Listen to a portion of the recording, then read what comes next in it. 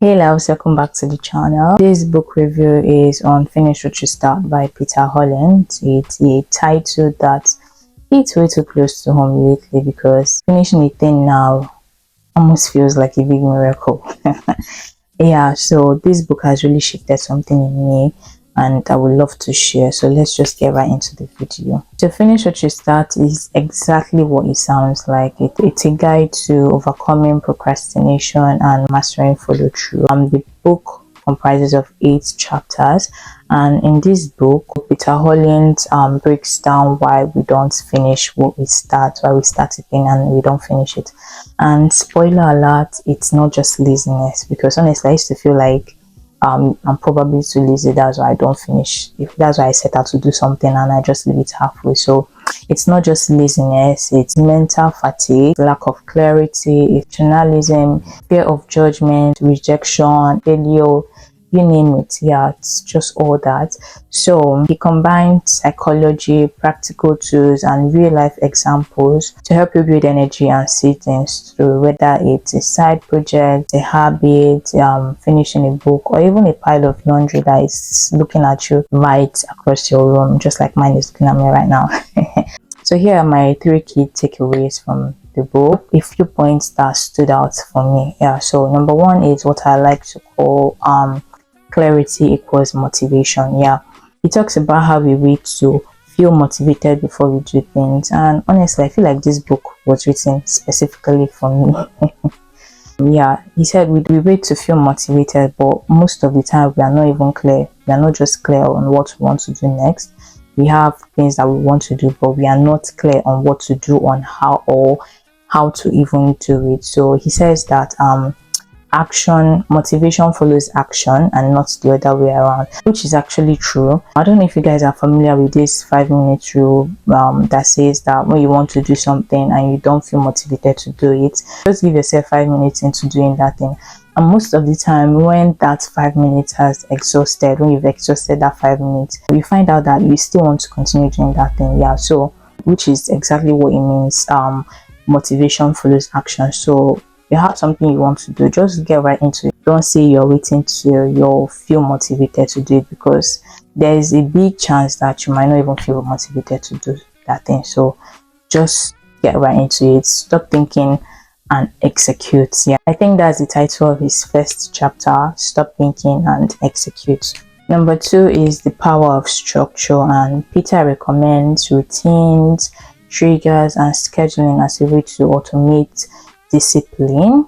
And for me that translated into setting out a day each week to prep for my YouTube videos. Yeah, that includes scripting, filming, editing and also posting. Yeah, so I have a day set out to script my video and then to film my videos and edit. Yeah. Number 3 is emotional resistance, and I also loved how he focused on the emotional aspect of procrastination, which includes fear of failure, fear of rejection, fear of being judged, and for me that was imposter syndrome. Yeah, so all this amounts to why we started thing and just abandon it halfway. Matter of fact, he frames starting it and finishing it as an act of emotional maturity, and I really felt that, because honestly I don't know if you guys have ever set out to do something and you actually follow it through and you finish it. There's this joy, there's this feeling of accomplishments that you get when you finish that. Yeah, so for me I told myself that nobody actually really cares about you that much. Yeah, people care about you, but nobody really cares. People are selfish. So if you want to do something and you're basing your success of that thing based on what people might think, or maybe people might not validate you for doing that thing, just trash it honestly and focus on doing the things that you know that when you do it you are happy about that. So yeah, so that's what it is.